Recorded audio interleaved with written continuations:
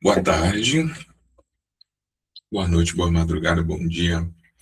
Também dependendo da hora que alguém estiver assistindo a gravação. Mais um encontro das leituras lacanianas. Vamos dar continuidade à leitura do Seminário 7, a partir da lição 5, se eu não me engano. Isso, da lição 5 das DING 2, né? Uma continuação da, da reunião anterior. E na próxima semana a gente tem o capítulo 6 da Lei Moral, onde vamos concluir, né, a introdução sobre a coisa. Lembrando que essa organização aqui, né, ela é proposta pelo Jacques Lamillet no trabalho de edição e organização do livro. A princípio, Lacan não divulga nenhuma estruturação do seminário como essas que são propostas pelos seminários das a estenografia ou as transcrições que estão disponíveis nas estenografias na École Lacanienne Parisiense, né, no site da École Lacanienne, e o, as transcrições que aparecem em francês na Starfella, elas apresentam o texto na íntegra, né, assim, do começo ao final do seminário, e não tem necessariamente essas divisões. É uma relação diferente, né, que a gente queria ali com o estudo do seminário a partir dessas é, divisões ou não. Então, é importante a gente ter sempre em conta que essas divisões, em certa medida, uma intervenção do milênio nos seminários. Há de se julgar se pouca ou muita, né, intervenção, mas não deixa de ser uma intervenção.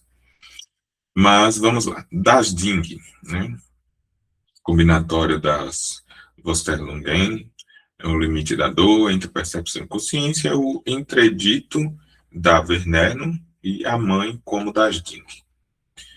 Freud repara a certa altura que, se a psicanálise pode levantar a inquietação de certas pessoas promovendo excessivamente o reino dos instintos, nem por isso ela deixou de promover a importância da instância moral. Isso é uma verdade de evidência que nos é cotidianamente assegurada por nossa experiência de clínicos. Da mesma forma, talvez tão pouco ainda se meça suficientemente fora dela o caráter exorbitante da instância do sentimento de culpa, que se exerce sem que o sujeito saiba. O que se apresenta sobre o aspecto massivo do sentimento de culpa inconsciente é aquilo que, este ano, acreditei ser necessário apreender mais de perto e articular de maneira a colocar em evidência a originalidade, a revolução do pensamento que o efeito da experiência freudiana no que diz respeito ao domínio ético comporta.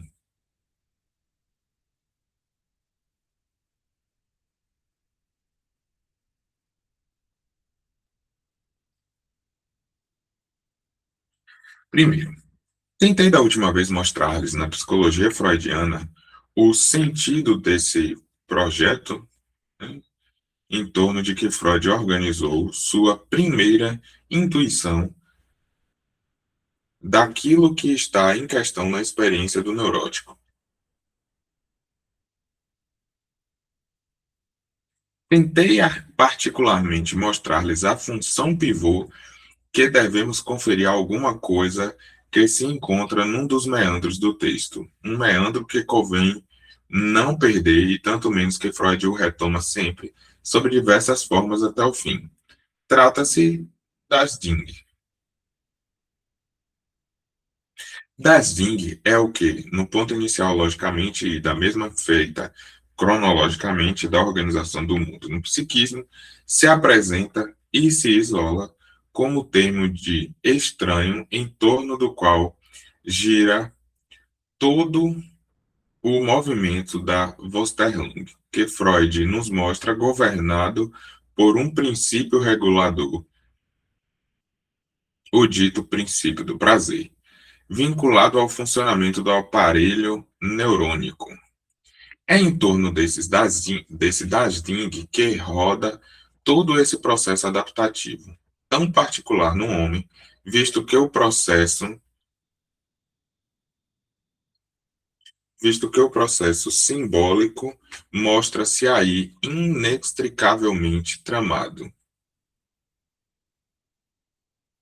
É o entorno da coisa, né?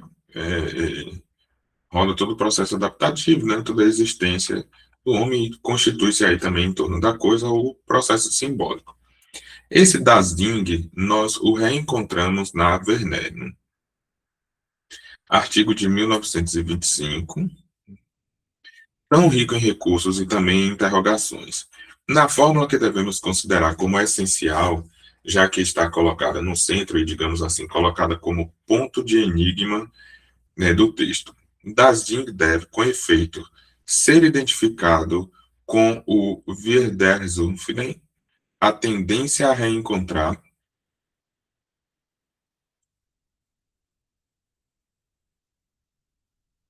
e para Freud, funda a orientação do sujeito humano em direção ao objeto. Esse objeto, observamos bem, não nos é nem mesmo dito. Podemos aqui dar todo o valor a uma certa crítica textual, cujo apego aos significantes parece por vezes ter uma forma talmúdica. É notável que o objeto em questão não seja articulado por Freud em parte alguma. Da mesma forma, esse objeto, pois trata-se de o reencontrar,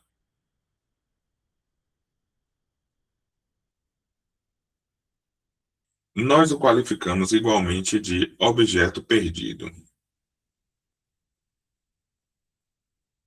Mas esse objeto, em suma, nunca foi perdido, apesar de tratar-se essencialmente de reencontrá-lo.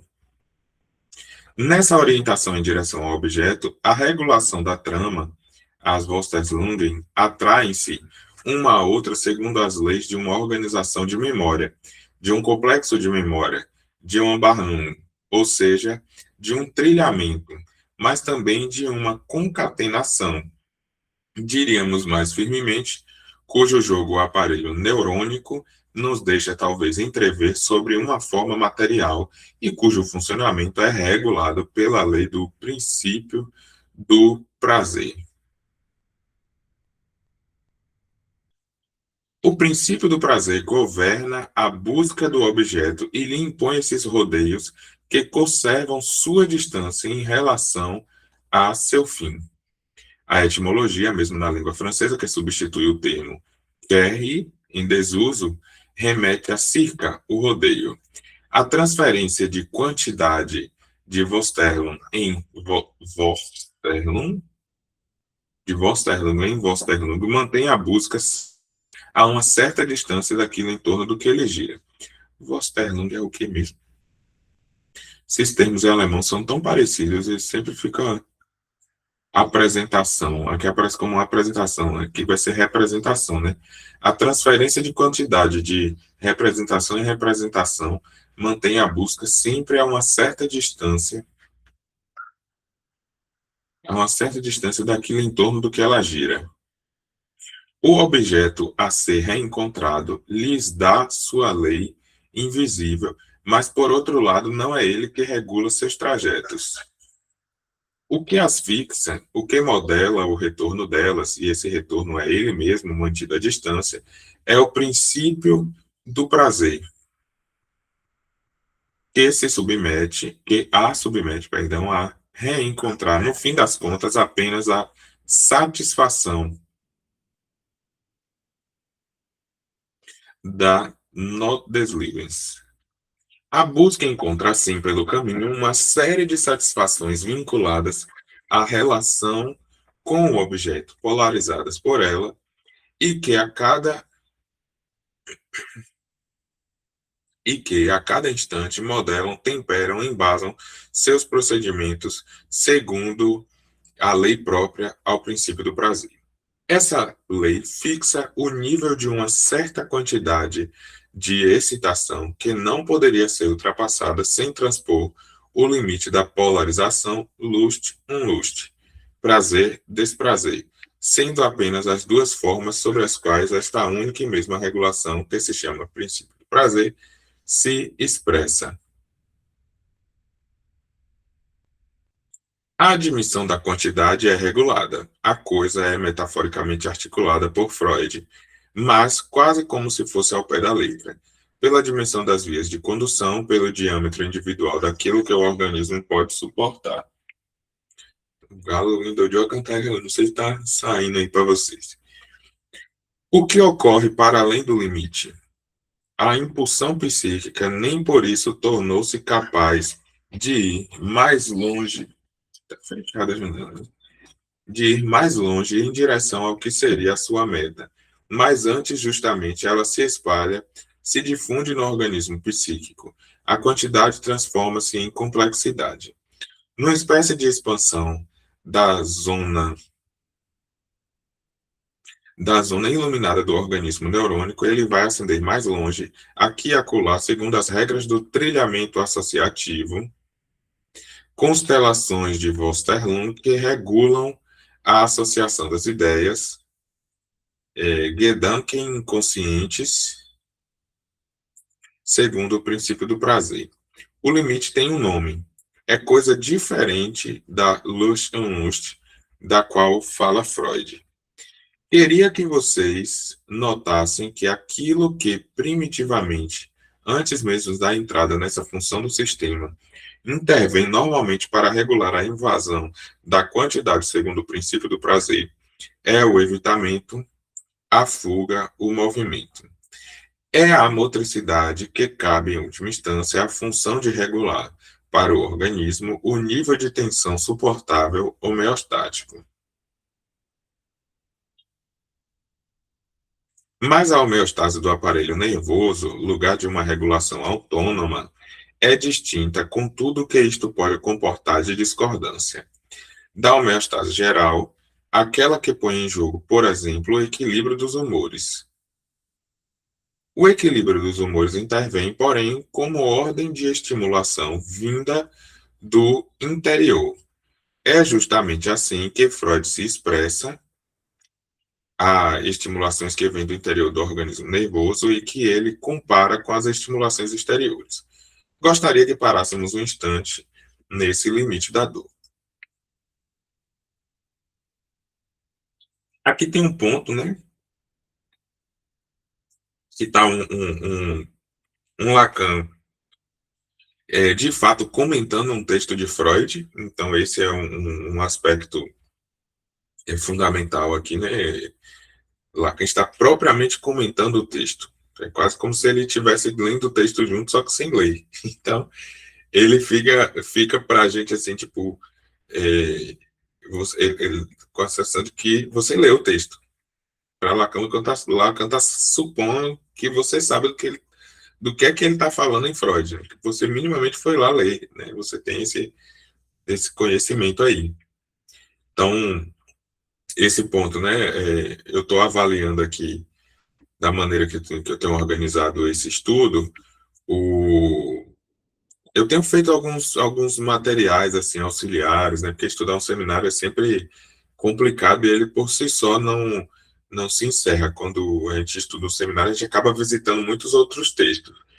Para fazer isso aqui, ele fica um pouquinho complicado e é esticar demais, né? A proposta de estudo. Então, eu tenho submetido ali as lições, né, para produzir aqueles materiais complementares, né, tem um mapa mental, tem o infográficozinho que demarca ali uns pontos chaves e tem um resumozinho em áudio, né, que a gente solicita ali para né, tem um promptzinho todo programadinho para a gente solicitar esse resumo, ele ser fiel, né, ao texto, a gente faz a escuta, inclusive antes de publicar.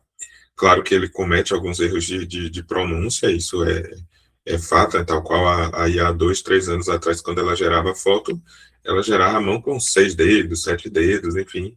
Né? Hoje, esses materiais de áudio, tem pequenos erros na pronúncia que futuramente eles serão corrigidos, né? Mas a gente preza ali pelo aquilo que está sendo articulado teoricamente, né? Então, se tiver algo equivocado, a gente refaz o prompt, né? Ou elimina, né? Aquele trecho. Eu tenho gerado esses materiais para auxiliar nesse estudo. Contudo, é, fica assim frequente a necessidade de a gente retornar esses textos ou visitar textos que nunca foram visitados, né? Eu, por exemplo, nunca li o texto projeto, né? E aí Lacan fica falando de tudo que eu tenho assim de acesso ao projeto foi sempre comentários, né?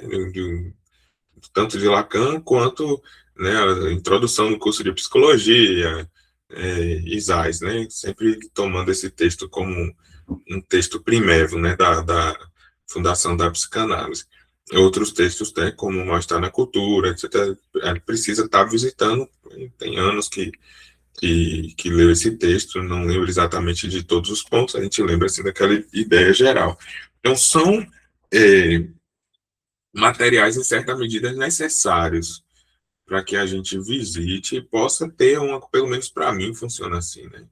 Tem algumas coisas que eu vou entendendo o que Lacan está querendo dizer aqui, mas quando ele diz, quando ele não diz e ele fica na suposição de que eu sei do que é que ele está falando, aí já fica um pouco mais difícil quando eu não tenho muita recordação desse ponto específico, ou eu nunca visitei esse texto do qual ele tá citando. Então, é parte do estudo do seminário, né, voltar também, visitar essas indicações, essas recomendações que o Lacan está fazendo. Aqui tem um ponto crucial que é um Freud médico. O Freud do projeto é um Freud médico, não é um Freud psicanalista. Só que, claro, que depois que Freud fez tudo o que ele fez, é fácil voltar e dizer, já estava alguma coisa da psicanálise aqui no projeto. Mas, né, o projeto ainda tem toda uma questão de como, né, o Freud neurologista, pesquisador, que pesquisava neurônios, né, anatomia cerebral, etc. Então tem muito disso ainda no estudo do projeto. Então é uma linguagem, em certa medida, complexa para quem não vem de um terreno é, mais biologicista, né, de uma formação mais biológica, que tenha o curso, né, a disciplina de anatomia, né, que entenda neurônios, como funcionam, processos experimentais, né, é parte de um diálogo que não é muito comum no campo estritamente psicanalítico, né, mais avançado, assim, do tipo, em termos de tempo cronológico, né, a análise mais sedimentada, assim, solidificada. Gostaríamos que parássemos muito tempo nesse limite da dor. Os comentadores que recolheram as cartas a Fliss consideram que Freud, num dado momento, faz um lapso utilizando o termo motor, né, no lugar da palavra septoris, célula. Célula, núcleo, órgão. Não, não sei não, viu? Eu já disse um dia que não me parecia evidente que fosse tanto um lapso. Freud nos diz efetivamente que, na maioria dos casos, a reação de dor sobrevém do fato de que a reação motora, a reação de fuga, é impossível, isto na medida em que a estimulação, a excitação, vem do interior. A partir disso, parece-me que esse pretenso lapso aí se encontra para nos indicar a profunda homologia da reação da dor com a reação motora. Aliás, a coisa surpreendeu-me há muito tempo e espero não lhes parecerá absurdo. Na organização da medula espinhal, os neurônios e os axônios da dor encontram-se no mesmo nível, no mesmo lugar que certos neurônios e axônios vinculados à motricidade tônica. Lacan também é médico, né? Não podemos esquecer que Lacan se formou em medicina, foi clínico, médico clínico, e é, formou em doutor em psiquiatria, né? E no doutorado em psiquiatria, que é onde de fato acontece uma aproximação com a psicanálise. E que aí depois do doutorado, né, ou durante o processo ali, mais ou menos em 1930, 32, 31, 32, uma coisa assim, que Lacan vai começar a fazer sua análise didática com o Lowenstein, né, para tornar analista depois. Então Lacan também é médico. Então Lacan tem essa veia aí da formação, da compreensão na parte médica. Agora, esse dizer aqui primeiro, né, num dado momento, um lápis, utilizando o termo motor em vez do termo célula-núcleo, me faz pensar aqui também na visão aristotélica da coisa, da teoria do primeiro motor. Né? Então, tem um pensamento filosófico aí em torno do que é, né, das cinco valências, esqueci o termo agora que o Aristóteles utiliza, os cinco motores, se eu não me engano. E aí tem o primeiro motor, que seria o motor de todas as coisas, né, de uma maneira bem genérica, que é basicamente depois a filosofia e a teologia cristã vão fazer a leitura desse primeiro motor como Deus, né, criador de todas as coisas, etc. Mas utiliza-se esse termo, né, motor, para isso. É tal qual, né, tem essa questão de como os termos surgem. Aquilo que a gente tem como máquina hoje, por exemplo, né, um termo que é uma invenção de René Descartes, e máquina, ele diz para máquina, não necessariamente essa coisa robótica, né, metálica e cheia de tecnologia que a gente tem hoje. Máquina é isso, né, para a gente, né, para a nossa sociedade hoje. Mas para Descartes, máquina é como se fosse um super-homem, né? Quando a gente diz assim, pô, cara, esse homem é uma máquina, né? Tipo, sei lá, um jogador Cristiano Ronaldo, 41 anos de idade, o cara jogando a Copa do Mundo aí como se fosse um menino. E aí, isso não é uma máquina, cara, é uma máquina. É nessa concepção que surge o termo máquina, né? Machine, no texto cartesiano. Enfim, é uma questão de nomenclatura e de construção de um conceito, primeiro uso de um termo que nem era conceito ainda e que depois foi transformado em conceito porque alguém encontrou naquele texto ali e resolveu se debruçar em torno daquilo. Tal qual, né, o inconsciente existia enquanto um termo utilizado na filosofia muito antes de Freud estabelecê-lo como um conceito psicanalítico.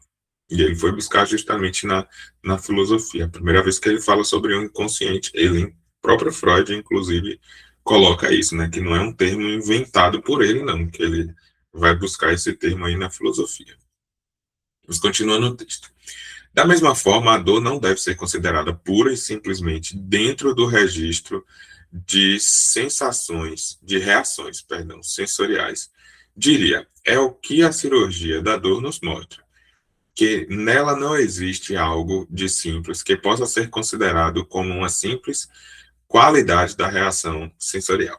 O caráter complexo da dor, seu caráter, por assim dizer, intermediário entre o aferente e o eferente, nos é sugerido pelos resultados surpreendentes de tal secção que permite, em certas afecções internas, especialmente as cancerosas, a conservação da notação do, embora a supressão ou a remoção de uma certa qualidade subjetiva que constitui seu caráter insuportável, que constitui, não, de uma certa qualidade subjetiva que constitui seu caráter insuportável, seja efetiva.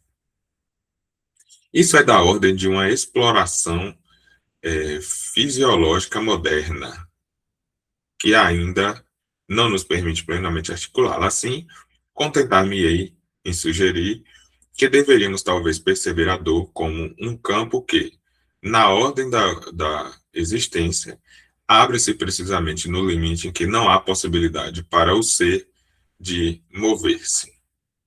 Alguma coisa não nos é anunciada em não sei qual a percepção dos poetas com o mito de Daphne, transformando-se em árvore sobre a pressão de uma dor da qual não pode mais escapar. Não é verdade que o ser vivo que não tem a possibilidade de mover-se nos sugere, até em sua forma, a presença do que se poderia chamar de uma dor petrificada? Naquilo que fazemos no reino da pedra, na medida em que não a deixamos mais rolar, que a erigimos, que dela fazemos alguma coisa imóvel, não existe na própria arquitetura algo como a petrificação da dor? O que iria nesse sentido é o que ocorreu no tempo barroco,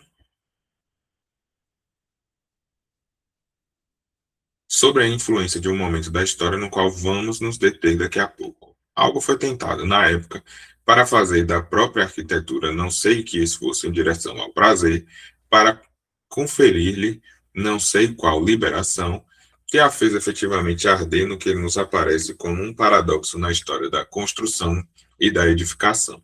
E esse esforço em direção ao prazer, quais as formas que ele nos fornece? Senão as formas que chamamos em nossa linguagem aqui metafórica e que, como tal, vai longe de torturadas. Vocês vão me perdoar essa excursão, já que ela não deixa de lançar antes da hora uma ponta em direção ao que seremos levados a retomar daqui a pouco, a propósito da época do homem do prazer.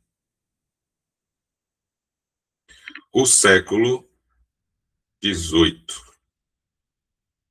E o estilo muito especial que ele introduziu na investigação do erotismo. Retomemos as nossas Vorstellungen e tratemos agora de compreendê-las, de surpreendê-las, de separá-las em seu funcionamento para nos darmos conta de que se trata na psicologia freudiana. O caráter de composição imaginária, de elemento imaginário do objeto, faz dele o que se poderia chamar de a substância da aparência, o material de um engodo vital, uma aparição sujeita à decepção de uma Erskernung, diria eu, se me permitisse falar alemão. Isto é, aquilo em que a aparência se sustenta, mas que é igualmente a aparição da assombração, a aparição corriqueira, o que forja esse vor, esse terceiro, o que se produz a partir da coisa.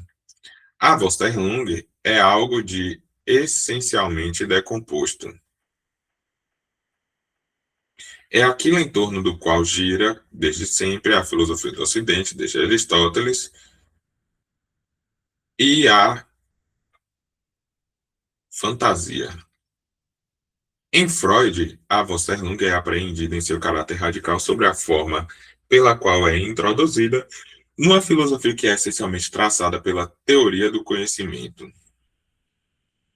E é isso que é notável. Ele lhe designa até ao extremo o caráter ao qual os filósofos, precisamente, não puderam decidir-se a reduzi-la de um corpo vazio, de um fantasma, de um pálido íncube, da relação com o mundo, de um gozo extenuado que constitui seu traço essencial através de toda a interrogação do filósofo. Isolando-a nessa função, Freud a extrai da tradição.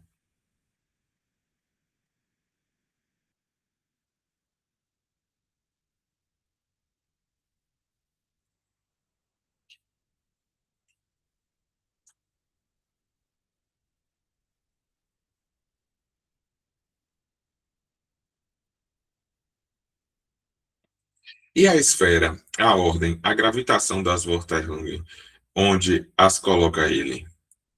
Disse-lhes da última vez que, quando se lê bem Freud, se deve situá-las entre percepção e consciência. Então, as Vorstellungen, né, estariam entre a percepção, as representações, né, estão entre as percepções e a consciência. Como se diz, entre dentes. É entre percepção e consciência que aquilo que funciona no nível do princípio do prazer se insere. Ou seja, o quê? Os processos de pensamento, na medida em que regulam, pelo princípio do prazer, o investimento das Vorstellungen e a estrutura na qual o inconsciente se organiza, A estrutura na qual a subjacência dos mecanismos inconscientes se flocula, o que constitui o grumo da representação, ou seja, algo que tem a mesma estrutura do significante. Isto não é simplesmente Westerlund, mas, como escreve Freud mais tarde em seu artigo sobre o inconsciente, Westerlungs Repräsentanz, né? Ou seja, representações.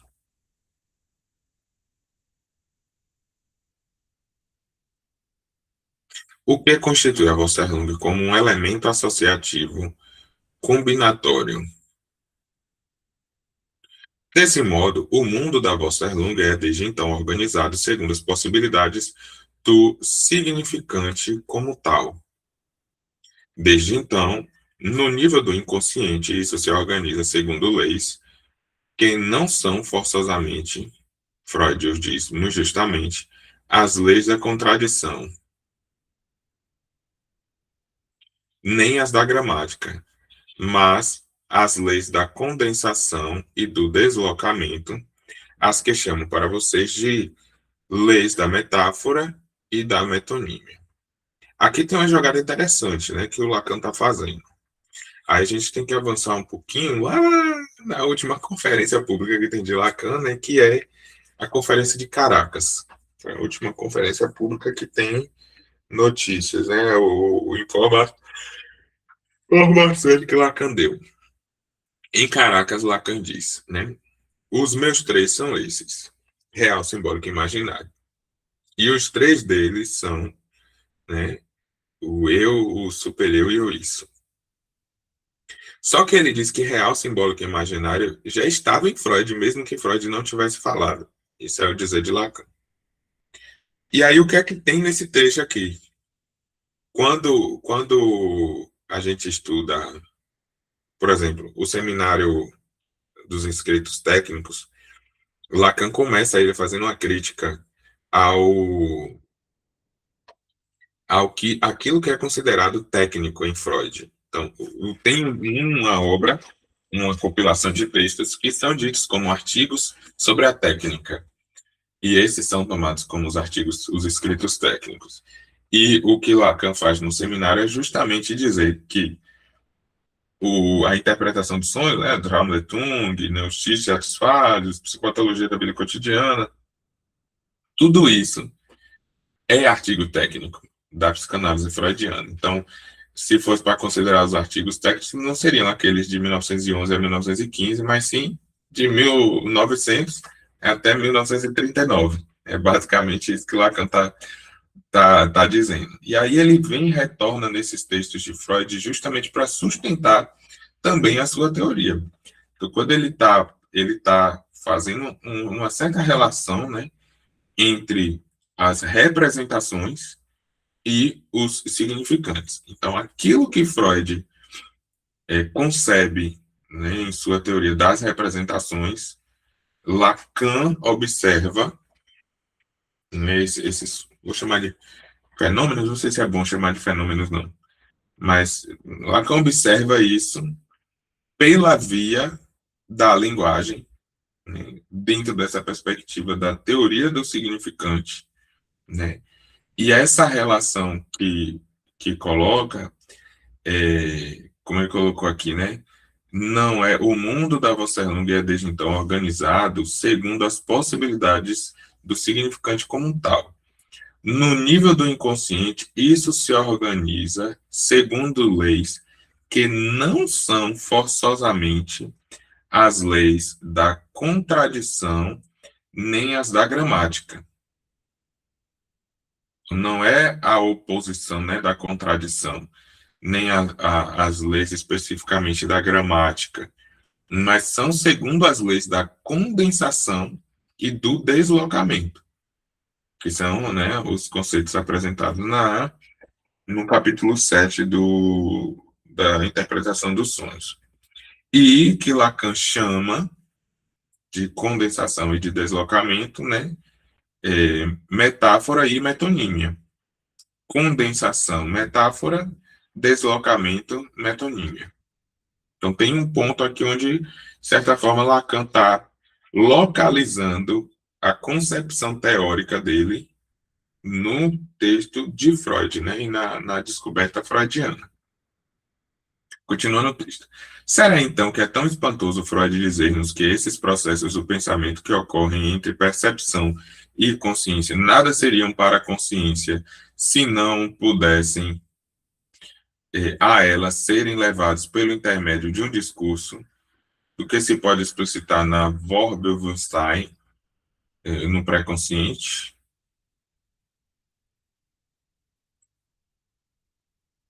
O que significa isto? Freud não nos deixa dúvida alguma. Trata-se de palavras. E é claro que essas Vorstellungen em questão é preciso também que as situemos em relação ao que aqui articulamos.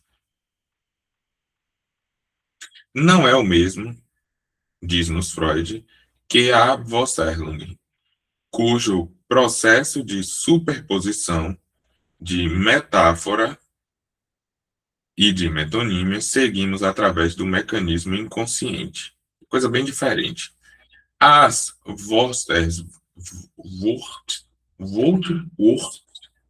como é que fala isso? Wurtvorstellungen instauram um discurso que se articula sobre os processos de pensamento. Em outros termos, não conhecemos nada dos processos de pensamento. Deixem-me dizê-lo para frisar meu pensamento. Se não praticarmos psicologia. São os, só os conhecemos porque falamos do que nos ocorre, porque falamos.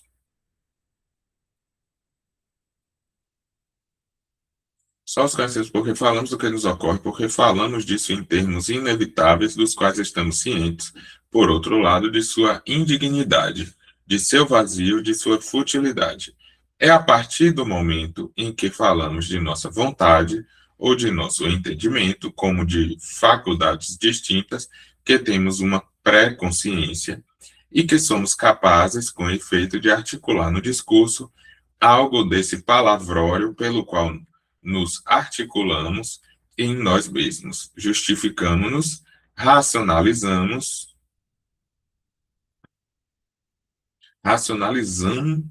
para nós mesmos, em tal ou tal circunstância, o encaminhamento do nosso desejo. Seria metonímia, né?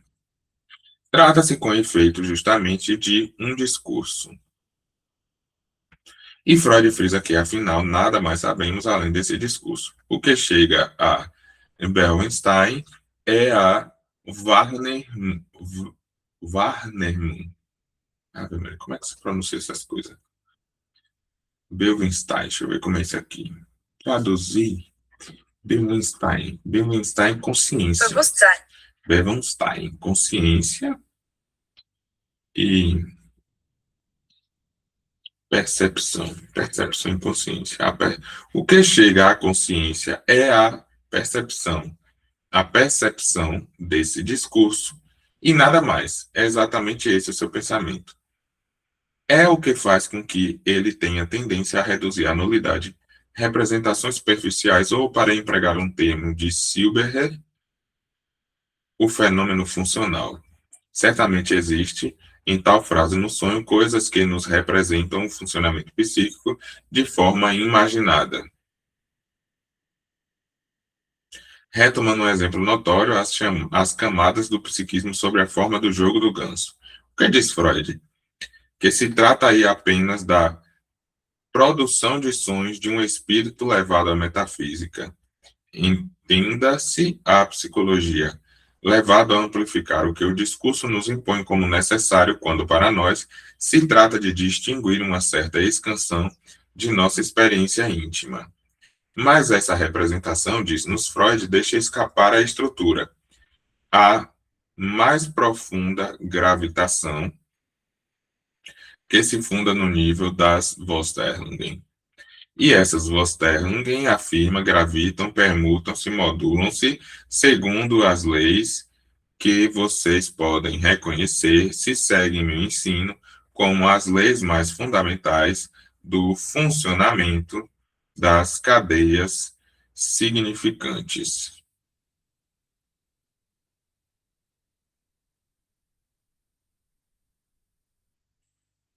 Olha as palavras.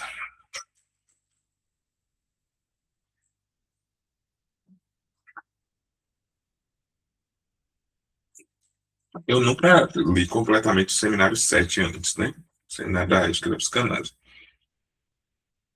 O que tenho de conhecimento em termos de comentários, né? A ética e de estudo sobre a ética, compreensão sobre a ética. A ética da psicanálise é uma ética do desejo. O desejo, para Lacan, é metonímico. O sintoma é metafórico.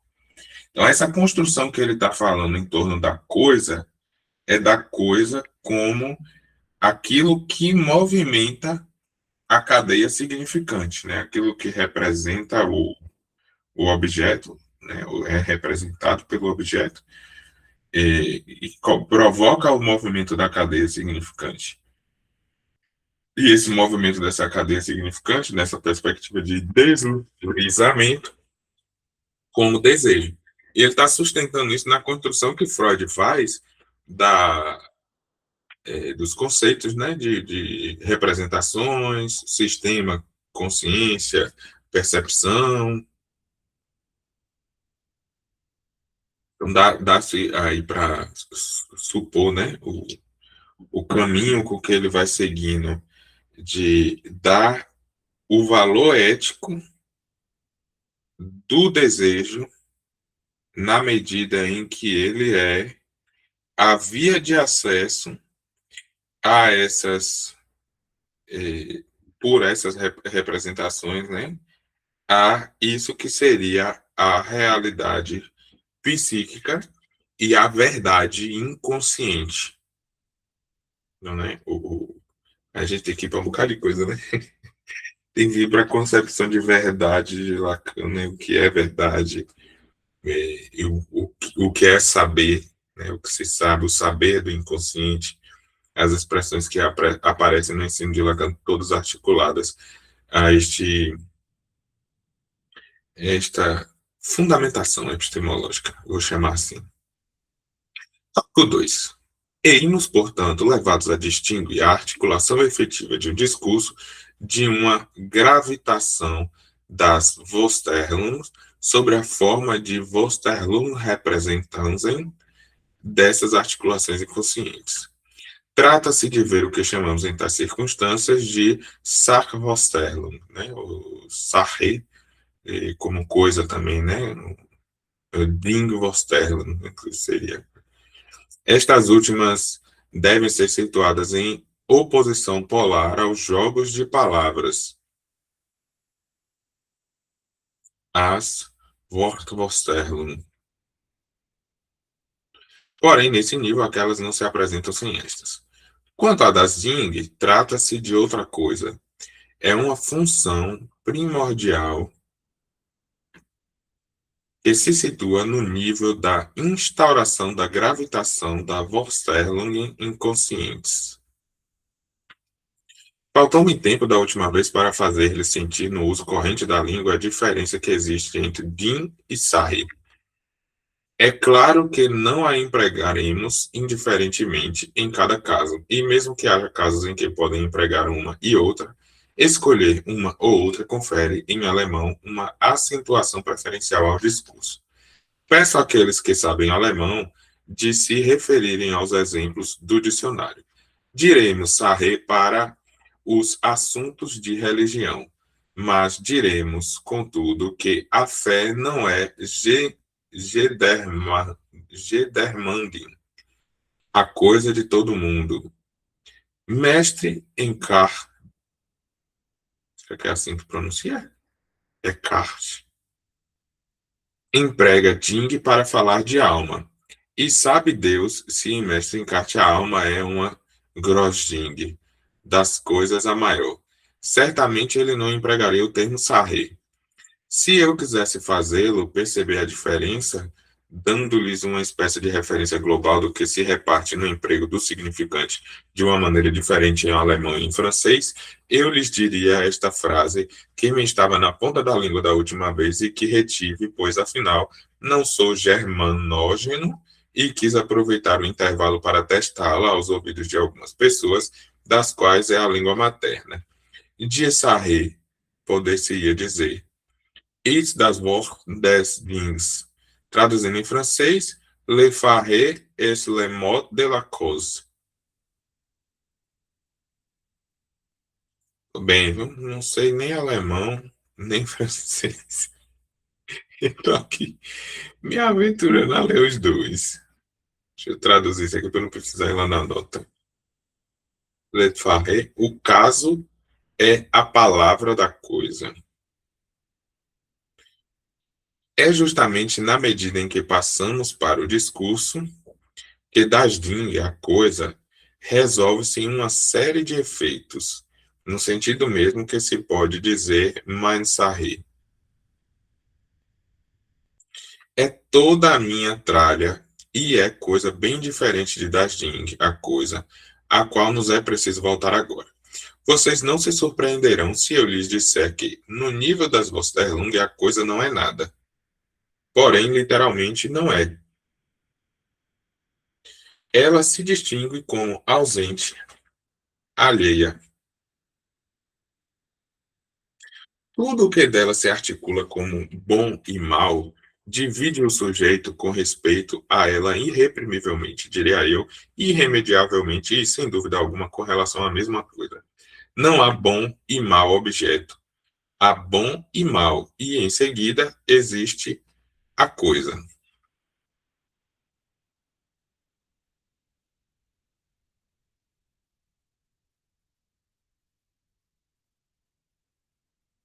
O bom e o mal entram desde logo na ordem da Vossa então, estão lá como índices do que orienta a posição do sujeito, segundo o princípio do prazer, em relação ao que nunca deixará de ser apenas representação, apenas busca de um estado eleito, de um estado de anseio, de espera de quê?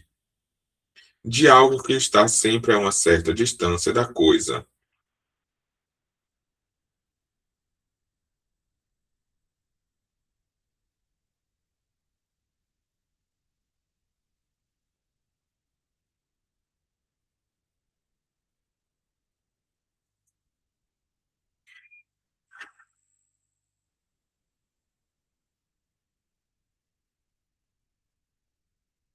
Ainda que seja regulado por essa coisa, a qual está mais além, né? Então, o bom e o mal entram desde logo na ordem da Vosterlund, estão lá como índices do que orienta a coisa, a posição do sujeito, perdão, segundo o princípio do prazer, em relação ao que, algo que está sempre a uma certa distância da coisa.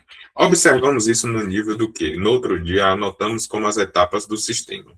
Aqui, Warnemünde Minzerg. Li tudo errado aqui agora, viu? Aqui, Woberwunstein. Aqui, as Vorsterlungen.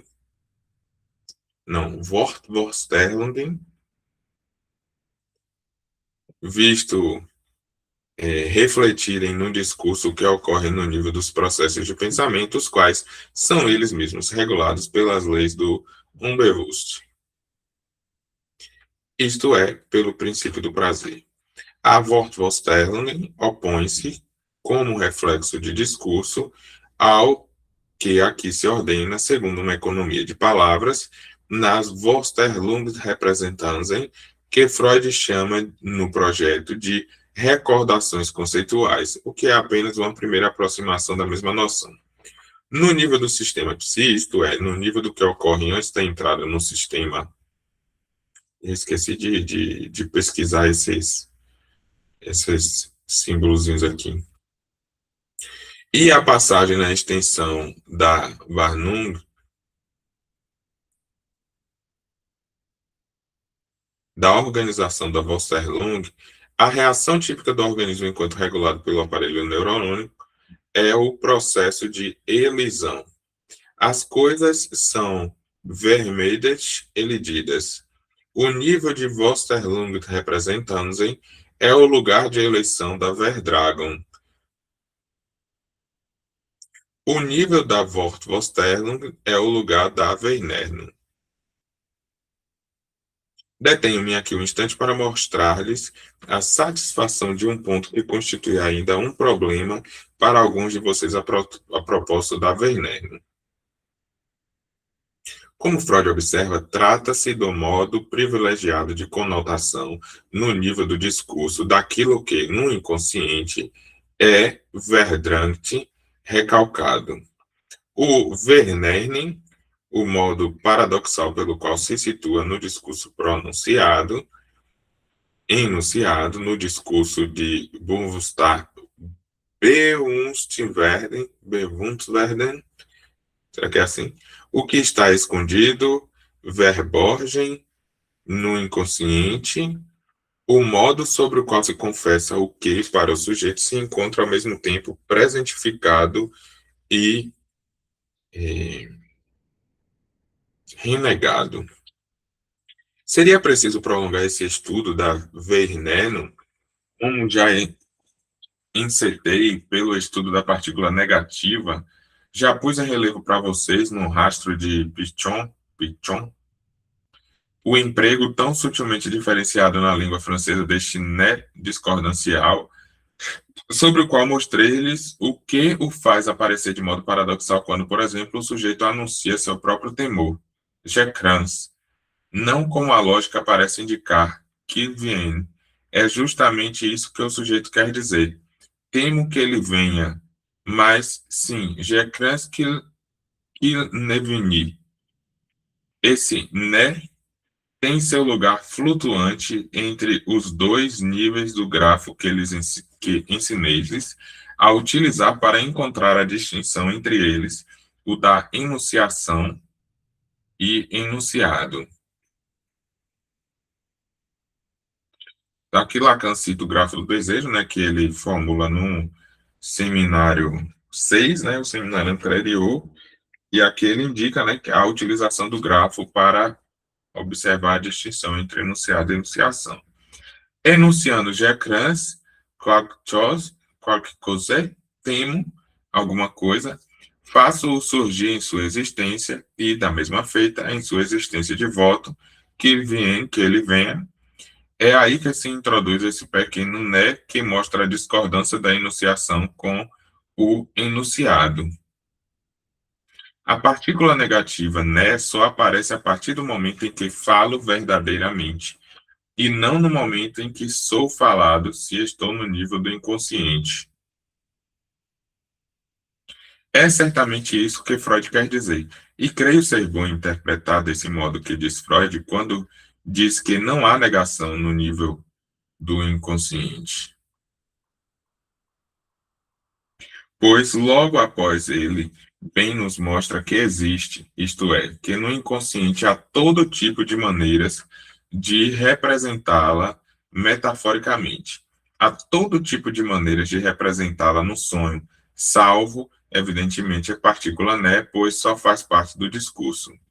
Esses exemplos mostram-nos a distinção que existe entre a função do discurso e da fala. Ou seja, o tanto de coisa, né, que traz uma única lição. Essa única lição aqui nesse seminário, ela está tão complexa de informações externas a ela, né, que não estão necessariamente contidas aqui nessa lição, que a gente passaria aqui tranquilamente uns 2, 3 meses só para estudar outra coisa, para capturar o que está transmitindo aqui nessa lição. Só aqui, função e campo da fala e da linguagem. Um texto, um artigo, para anotar isso aqui. Aí, o grafo do desejo, enunciado e enunciação. Aí vem as Verneuil, Vorsterlung, Verdragon, vai entender os mecanismos, né, de relação com a lei paterna, com a inscrição ou não da lei paterna, para estabelecer uma estrutura. Então, eu vejo como o pensamento de Lacan está praticamente todo sintetizado, compilado e organizado nessa, é, nessa lição desse seminário, né? Continuando. Destarte a Vernerno, longe de ser o puro e simples paradoxo do que se apresenta sobre a forma do não, né, como negação, Vernerno, negação, não é um não qualquer. Há todo um mundo do não dito, do interdito, pois é exatamente essa forma sob a qual se apresenta essencialmente o verdante, que é a inconsciência. Mas a Vernerno é a ponta mais afirmada do que eu poderia chamar de entredito, como se diz, entrevista. Poder-se-ia igualmente procurar no emprego corrente do leque sentimental tudo aquilo que se pode dizer ao dizer, não digo, ou simplesmente como se expressa em Cornell, non je ne vas as pontes, não, de modo algum vos odeio. Nesse jogo do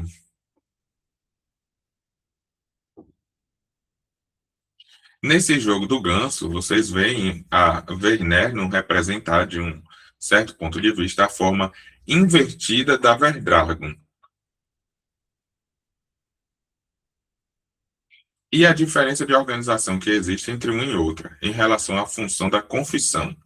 Indico àqueles para quem isto constitui ainda um problema, que vocês encontram igualmente uma correspondência entre aquilo que se articula plenamente no nível do inconsciente, a Verhulterlung, Verhulterlung,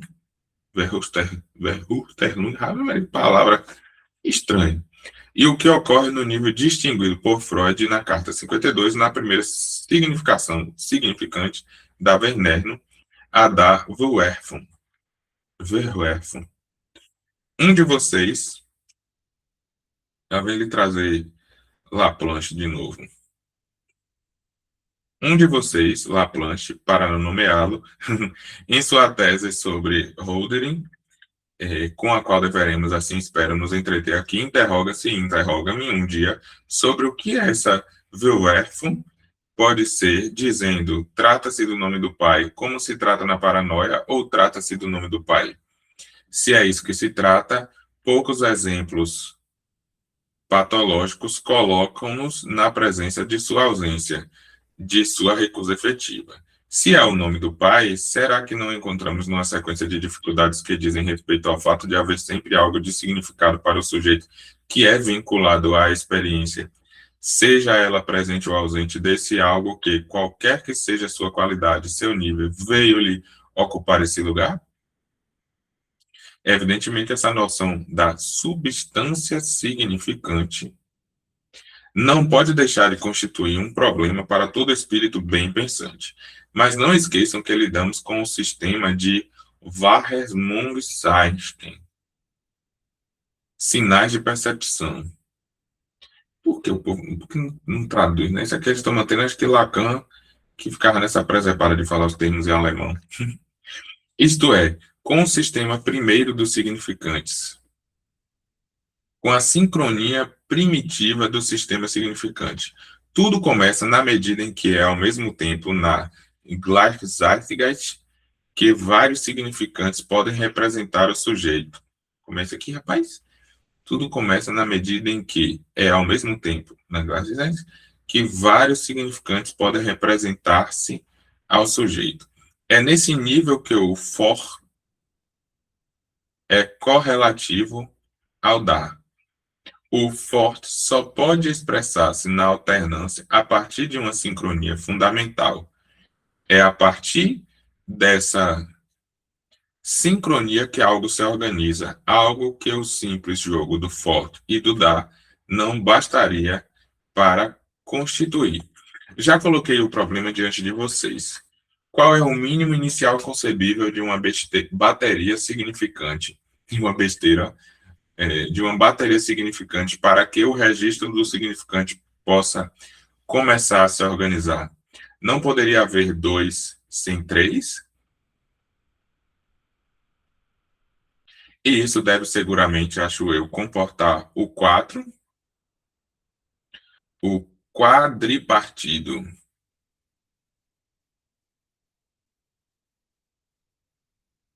O Gewiert, como diz Heidegger, num dado momento.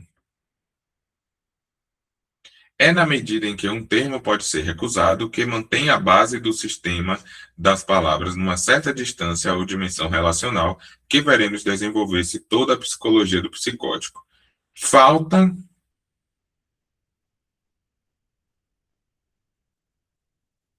Falta alguma coisa em direção a que tende desesperadamente seu verdadeiro esforço de suprimento de significação. Psicótico. Rapaz, tem muita coisa nessa lição, velho. Ele entrou aqui na estrutura da psicose agora. Deixe-nos com a presença de que deveremos talvez voltar a isso, com igualmente a notável explicitação que Laplanche deu do caso de uma experiência poética que desenvolve, desvela, torna isso sensível de uma maneira especialmente esclarecedora, ou seja, o caso de Hölderlin. A função desse lugar é de ser aquele que contém as palavras, no sentido em que contém quer dizer retém, razão pela qual uma distância e uma articulação são possíveis, razão pela qual a sincronia se introduz, sobre a qual pode em seguida escalonar-se a dialética essencial, aquela em que o grande outro pode encontrar-se como grande outro do grande outro. Esse grande outro do grande outro não se encontra aí, senão por seu lugar. Ave Maria, grande outro do grande outro. Ele pode encontrar seu lugar, mesmo que não possamos encontrá-lo em parte alguma no real.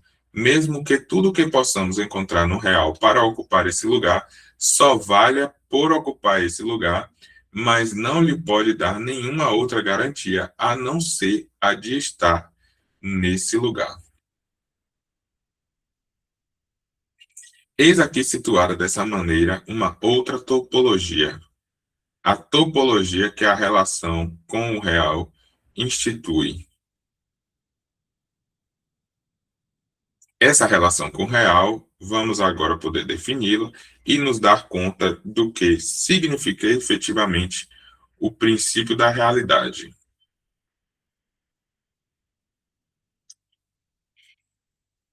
Que lição, viu? Rapaz, eu tô zonzo. É ao princípio de realidade que está vinculada toda a função que vem articular-se em Freud com o termo de supereu.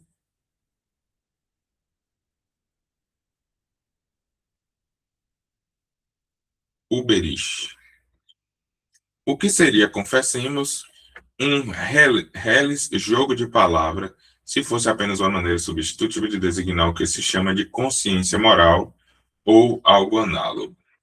Freud fornece-nos uma articulação verdadeiramente nova, mostrando-nos a raiz, o funcionamento psíquico do que na constituição humana pesa, e meu Deus, como pesa, sobre todas essas formas das quais não se convém desconhecer nenhuma, até aquela, a mais simples, a dos mandamentos, e mesmo diria os 10 mandamentos. Não hesitarei em falar-lhes desses 10 mandamentos, os quais podemos pensar ter passado todos em revista. É claro que os vemos funcionar, se não em nós, em todo caso nas coisas de uma maneira singularmente vigorosa, e que conviria talvez rever o que Freud aqui articula. O que Freud articula, enunciá-lo-ei nesses termos, cujos comentários parecem ser promovidos apenas para nos fazer esquecê-los. Freud fornece, quanto ao fundamento moral, a descoberta, diriam uns, a afirmação, diriam outros, a afirmação da descoberta, creio, de que a lei fundamental, a lei primordial, aquela onde começa a cultura na medida em que se opõe à natureza, pois as duas coisas são perfeitamente individualizadas em Freud, no sentido moderno, quero dizer, no sentido de que Levi-Strauss pôde articulá-la hoje em dia, que a lei fundamental é a lei da interdição do incesto. Todo o desenvolvimento da psicanálise o confirma de maneira cada vez mais grosseira, embora o ressalte cada vez menos. Quero dizer que tudo o que se desenvolve no nível da interpsicologia criança-mãe e que expressamos mal nas categorias ditas de frustração, da gratificação e da dependência não é senão um imenso desenvolvimento da coisa materna, da mãe na medida em que ela ocupa o lugar dessa coisa de das Ding. Todo mundo sabe que o correlato disso é esse desejo do incesto, que é o grande achado de Freud.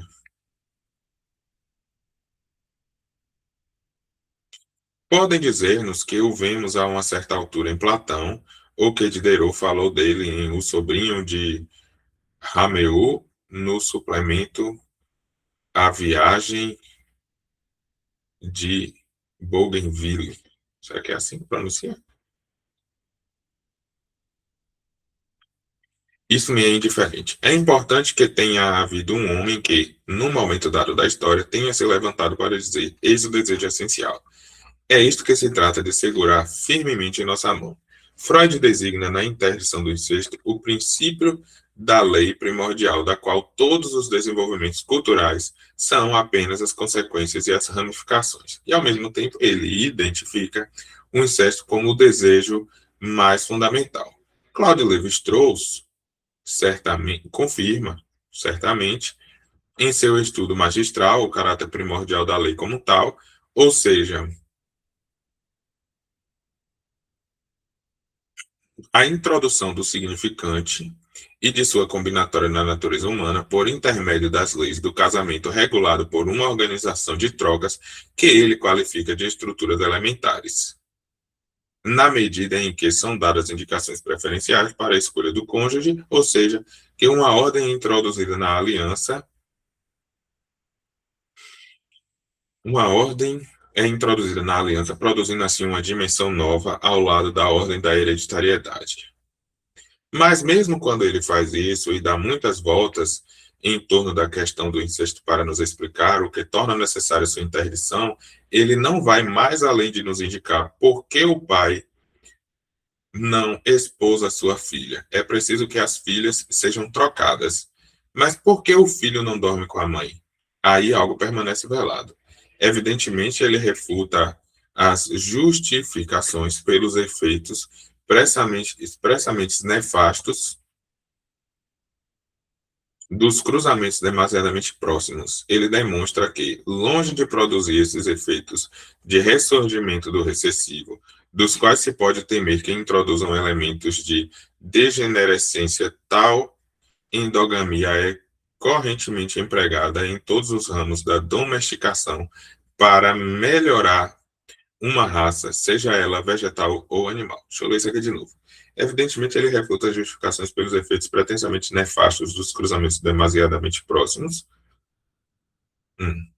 Ele demonstra que, longe de produzir esses efeitos de ressurgimento do recessivo, dos quais se pode temer que introduzam elementos de degenerescência, tal economia é correntemente empregada em todos os ramos da domesticação para melhorar uma raça, seja ela vegetal ou animal.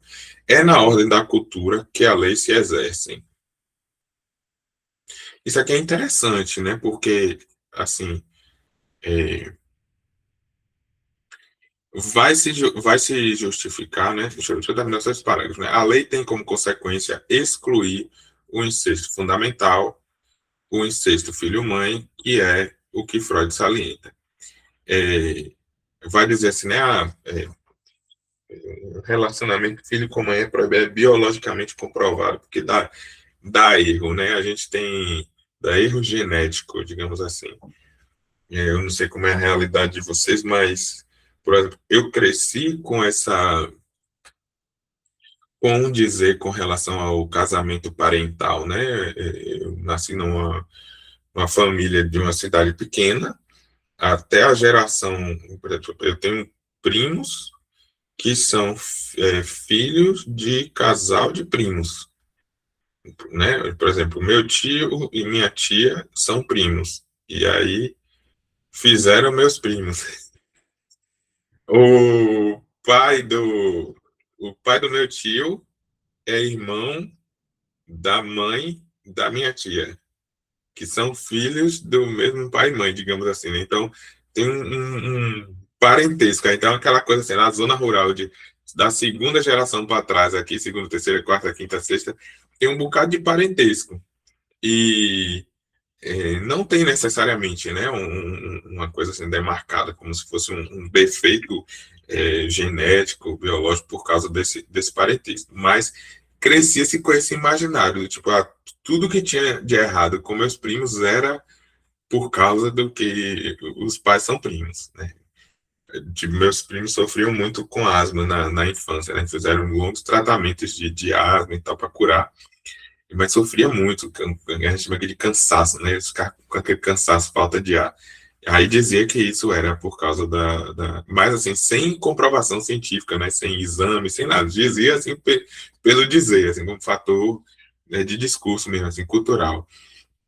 E quando a gente observa esse desenho em contraponto ao que realmente acontece, aí quem assiste Game of Thrones, por exemplo, não é mais spoiler, que já tem 10 anos que a série acabou, praticamente, o, o casamento entre as pessoas do mesmo sangue, né, entre irmãos, para manter a família pura, para não misturar. Quando há um casamento político, por questões de organização política, de fazer parcerias entre casas, entre famílias, etc., ainda assim tem um esforço para que o filho, né, o herdeiro dessa, desse casamento político, ele seja produzido de uma relação intrafamiliar, vou chamar assim, né? Não sei se é a palavra correta, entre parentes ali, né? Irmãos, sobrinho, tio, enfim, alguma coisa dessa natureza. Então é em contraponto.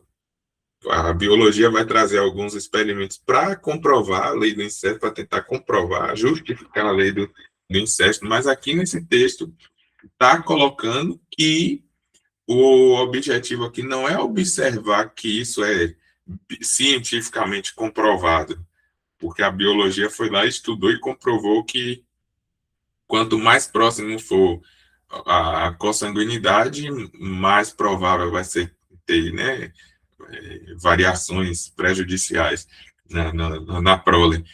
Aqui Freud está demarcando, e Lacan está fazendo notar isso, que está demarcando o valor cultural disso, como isso é cultural. Aí aqui a gente tem que retornar lá ao totem e tabu, né, para ver toda essa construção aqui que o Freud faz e que o Lacan está mencionando.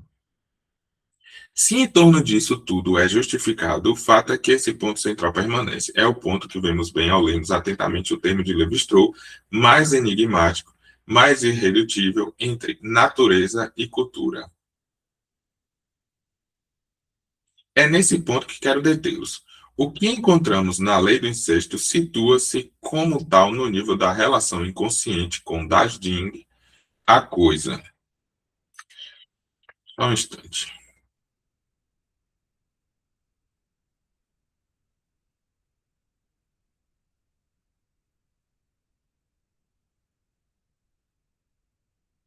Retomando. Chegaram umas mensagens em sequência que pensei que era algo urgente verificar, né? O desejo pela mãe não poderia ser satisfeito, pois ele é o fim, o término, a abolição do mundo inteiro da demanda, que é o que estrutura mais profundamente o inconsciente do homem.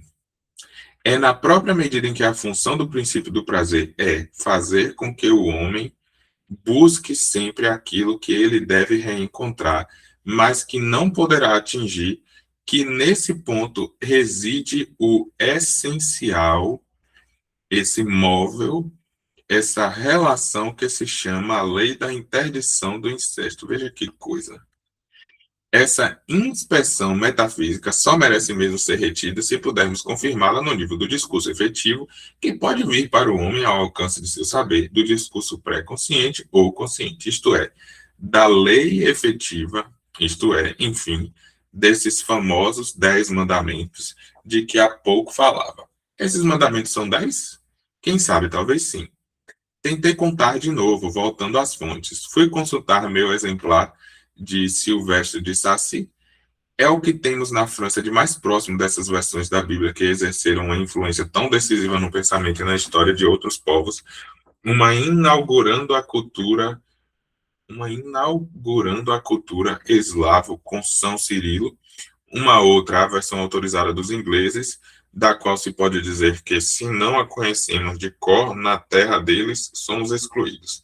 Não temos isso, mas aconselho-os, entretanto, a se referirem a essa versão do século XVII, apesar de suas impropriedades e inexatidões, pois era a versão que as pessoas liam e sobre a qual gerações de pastores escreveram e batalharam acerca da interpretação de tal interdição, presente ou passada e inscrita nos textos. Fui, portanto, lá pegar o texto desse decálogo que Deus articula diante de Moisés no terceiro dia do terceiro mês após a saída do Egito, na névoa sombria do Sinai, com relâmpagos e a interdição ao povo de se aproximar.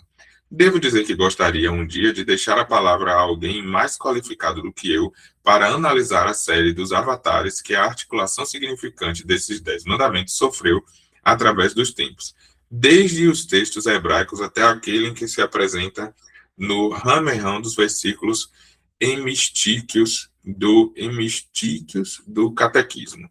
Esses 10 mandamentos, por mais negativos que pareçam, fazem-nos sempre a observação de que não há apenas o lado negativo da moral, mas também o lado positivo. Não vou deter-me tanto no seu caráter interditivo, mas direi, como já indiquei aqui, que talvez sejam apenas os mandamentos da fala, quero dizer, que explicitam aquilo sem o que não existe fala. Eu não disse discurso possível. Dei apenas uma indicação, pois não podia, então, ir mais além, e retomo aqui essa trilha. Quero fazê-los observar isto. Nesses 10 mandamentos, que constituem aproximadamente tudo o que, contra tudo e contra todos, é admitido como mandamentos pelo conjunto da humanidade civilizada. Civilizada ou não, ou quase, porém, aquela que não é, não a conhecemos a não ser através de um certo número de criptogramas, então vamos ater-nos a tal civilizada. Nesses 10 mandamentos, em parte alguma, está assinalado que não se deve dormir com a mãe. Interessante. Não acho que o mandamento de honrá-la possa ser considerado como a menor indicação nesse sentido, nem positivo nem negativo. Apesar daquilo que se chama nas histórias de Marius e Olive, de Far uns bon manier, os 10 mandamentos não poderíamos, da próxima vez, interpretá-los como algo muito próximo daquilo que funciona efetivamente no recalque do inconsciente. Os 10 mandamentos são interpretáveis como destinados a manter o sujeito à distância de toda a realização do incesto como uma condição em uma só, e é a de nos darmos conta de que a interdição do incesto não é outra coisa senão a condição para que subsista a fala. Isso traz-nos de volta à interrogação sobre o sentido dos 10 mandamentos, uma vez que estão vinculados de maneira mais profunda aquilo que regula a distância do sujeito à da ginga, uma vez que essa distância é justamente a condição da fala, uma vez que os 10 mandamentos são a condição da subsistência da fala como um tal. Estou apenas abordando nessa margem, mas desde agora que ninguém peço-lhes se detenha na ideia de que os 10 mandamentos seriam a condição de toda a vida social, pois, na verdade, como, sob um outro ângulo, não se dar conta, simplesmente enunciando-os, de que eles são a lista e o capítulo de nossas transações de cada instante. Eles expõem a dimensão de nossas ações como propriamente humanas. Em outros termos, passamos nosso tempo violando os 10 mandamentos, e é justamente por isso que uma sociedade é possível. Caraca, bicho. Nesse ponto aqui é bem interessante, né? E faz a gente entender a leitura que o Slavoj Zizek faz do texto de Lacan.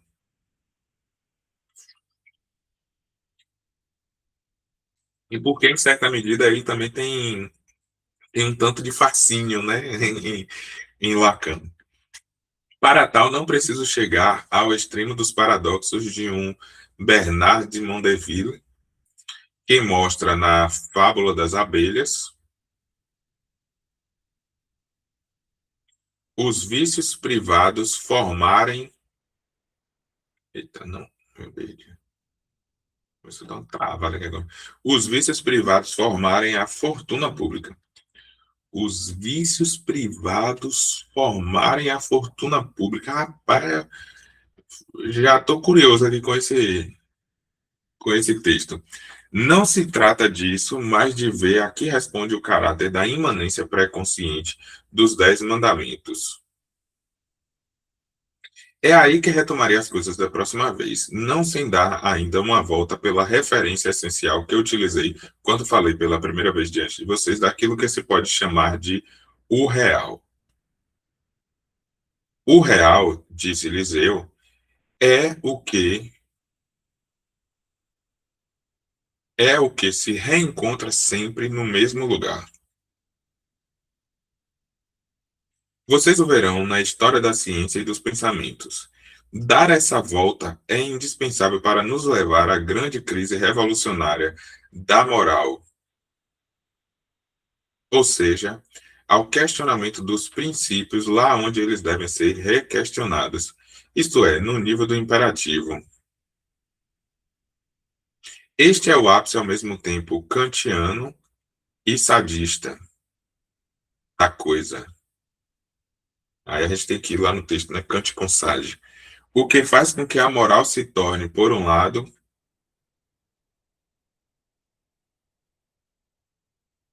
pura e simples aplicação da máxima universal, por outro, puro e simples objeto. É essencial compreender esse ponto para ver o passo que é transposto por Freud. O que quero hoje simplesmente indicar é isto: que um poeta, que é um dos meus amigos, escreveu a certa altura: o problema do mal só merece ser levantado enquanto não estivermos quites com a ideia da transcendência de um bem qualquer que puder ditar deveres ao homem. Até lá, a representação exaltada do mal conservará seu maior valor revolucionário. Rapaz. Pois bem, o passo dado por Freud no nível do princípio do prazer é o de mostrar-nos que não há bem supremo.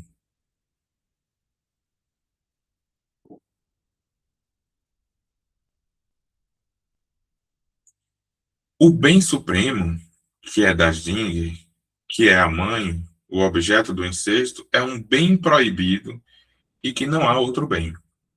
Tal é o fundamento, derrubado e invertido em Freud, da lei moral.